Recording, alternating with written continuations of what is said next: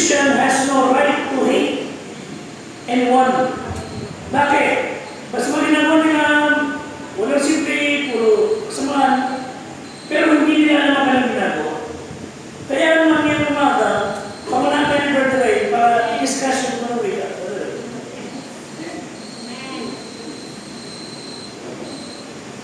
Napabihisa ka na.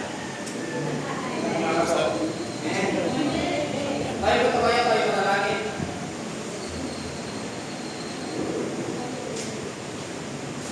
Dakilang Diyos, salamat sa awa nito na ang Panginoon ay isa sa magbibigas ng mga punan itong wika. Panginoon, wala po akong alam, wala po akong kakayahan para bigkasin isa-isa ang mga wika na ito. Panginoon, tulungan mo ako. Tulungan mo ako na ibahagi sa mga kapatiran ang itong wika, Panginoon, na yung dinagil sa Diyos. Salamat po. Tuhan sa talagi sa mga galawa ng Jesus. Makapulong tayo.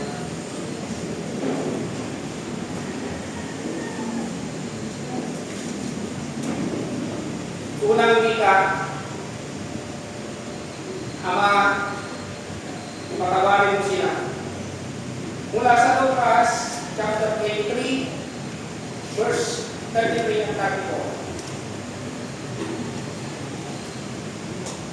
At nang dumating sa tagong tinawag na bungo ay kanilang pinakuroon siya sa krus at ang mga tampalasan, isa sa kanan at isa sa kaliwa.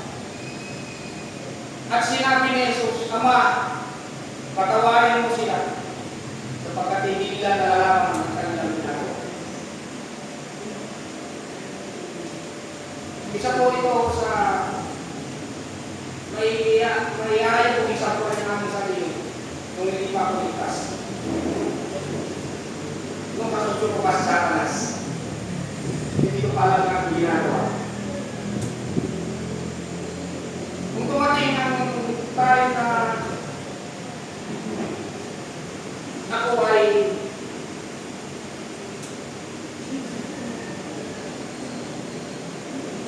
pilit na inaakay ng asawa kasi ang aking asawa ko ay dali ng Islam.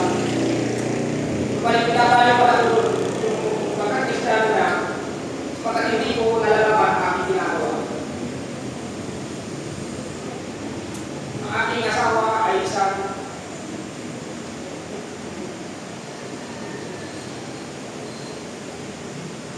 mananampalataya na tubo ng First Baptist Church. Siya ay bunga ng First Baptist Church.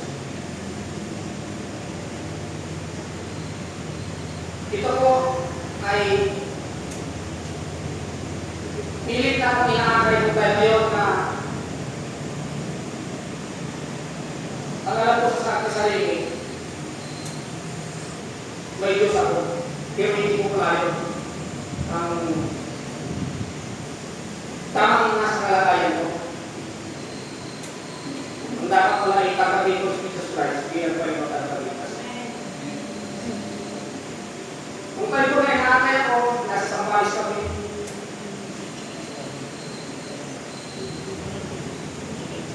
Pag tumating po ang pastor doon, kasi doon sa ating dalawa po, kita-kita yung buong paligid.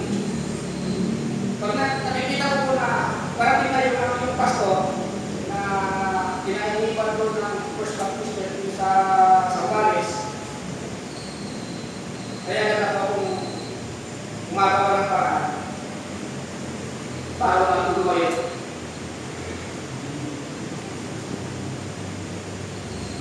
Yung pala, sa planong Diyos, talumayo. Hanggang sa mahirap po yung bibigyan tayo ng mercy ng Panginoon natin pala kasunod yung mga kagustuhan ng Panginoon. Bibigyan tayo ng mercy na ang mayroon po yung ginagawa kaya. Dahil sa hindi natin nalalaman ng ginagawa.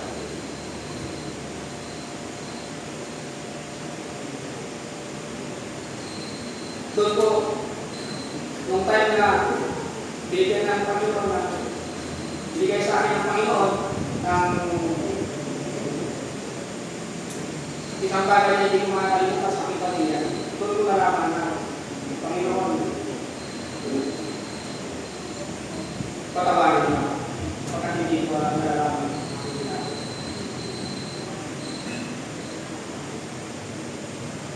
Ang pisikal na pagtutusan ni Jesus, napakatindi. Nagsimula ito sa pagkampas, pagpapalo, tumatay sa balat, natulog ng malalim na mga hiwa sa kanyang iwa. Binasak ang kanyang buong katawan, sinundan pa ng pagsalaksak ng urunang tinik sa kanyang ulo. Ang matalim na mga tinik ay pumulit sa balat ng kanyang ulo at dugo ay umagos. Ang dugo ay bumaba sa kanyang mukha. Binugbog nila si Kristo. Binuraan sa mukha. At binaltak ang kanyang bigote. Binagbuhat ang kanyang sariling ito sa kanyang ng Jerusalem. Kapag pinagkakawalan tungo sa lugar ng bungo, ay tinawag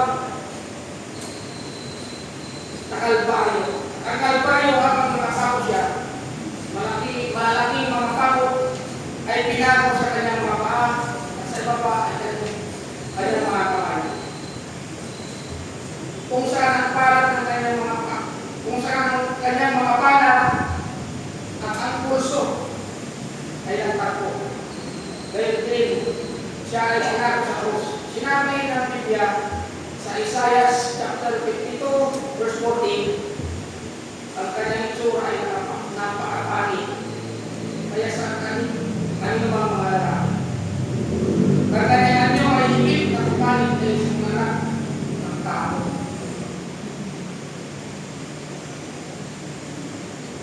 Kahit anong sikap ng mga atis na nagayahin, ang Kristo sa Biblia.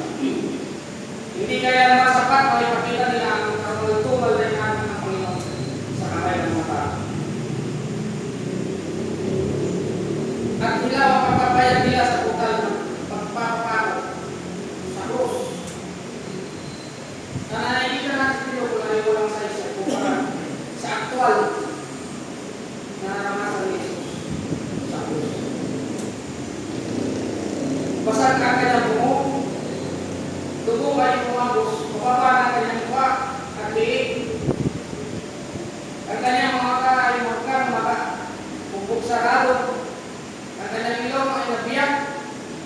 Ang kanyang mga buto ay nalinsad ng gusto.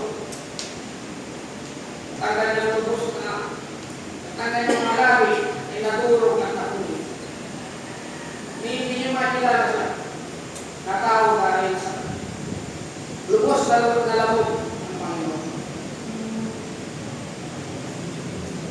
Yan ang mula ni Propeta Isaiah sa isulakan ng mga nagturo sa langit. Sa Isaiah chapter 52 verse 14, gaya ng marami ay namamasay. Ang kanyang anyo ay lalong nasira kaysa sino mang tao. Na hindi makakilala kung sino siya dahil sa tindi ng pagkawasak ng kanyang itsura dahil sa bugbog ng mga tao. Ang pangungkot niya at pagdurusa sa kanya ay hinulaan ng mga propeta sa Isaiah chapter 50 verse 6. Aking ikinain ang aking likod sa mga nanakit at ang aking mga pisngi sa mga bumabalkat ng balbas. Hindi ko pinubli ang aking mukha sa kailian at sa pagkuha. Yan po ang dinanas ng Panginoon sa krus ng Kalbaryo para pasahin ang ating mga kasalanan.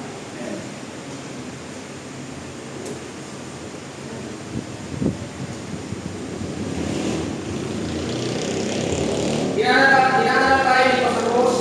Si Jesus ay pinako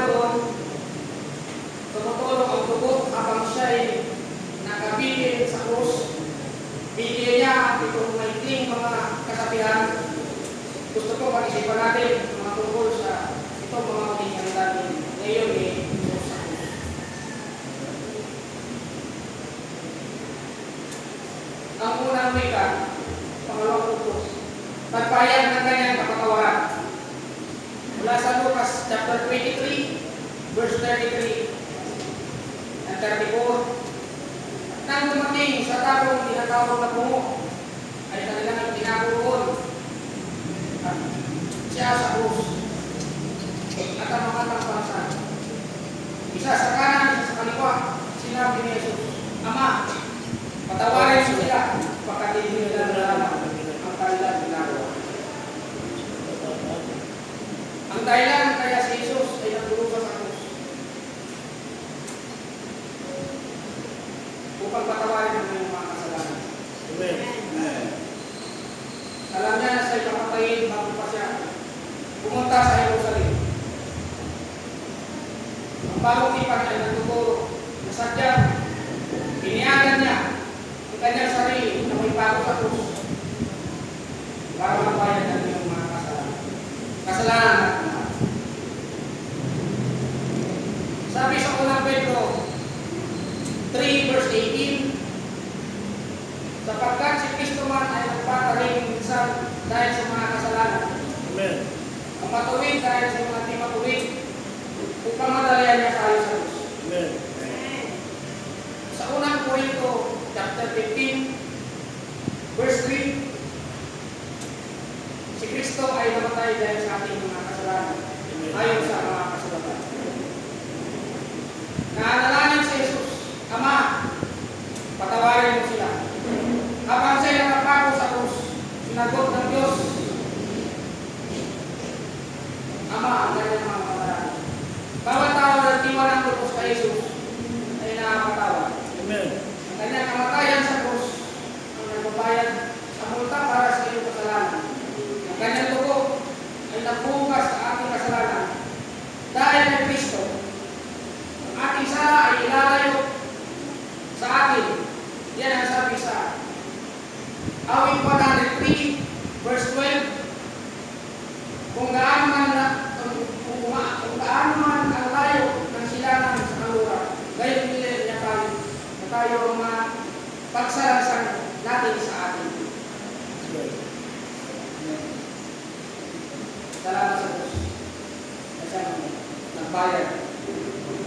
Kasi nagpasan ng ating mga kasalanan sa krus ng Kalbaryo.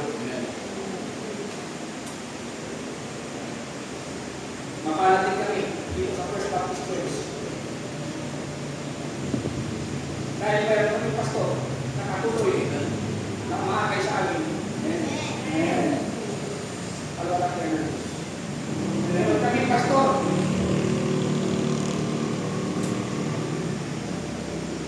na tinamumuhay niya kung ano tinamumuhay niya ayon sa Biblia, ayon sa pagwalat. Mayroon kami pastor mabait. Yung mga pastor na hindi madami.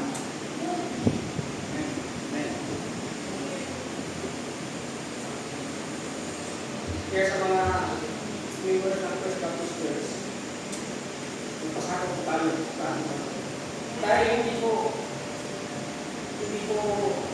kawalan. Hindi tayo dadali ng ating pagkakas sa mailandas. Hindi akaya niya tayo sa Panginoon. Maraming salamat. Tayo manalangin. Makilang Diyos, salamat Panginoon sa mga ito. Sa unang bilang Panginoon na nakalagay sa akin.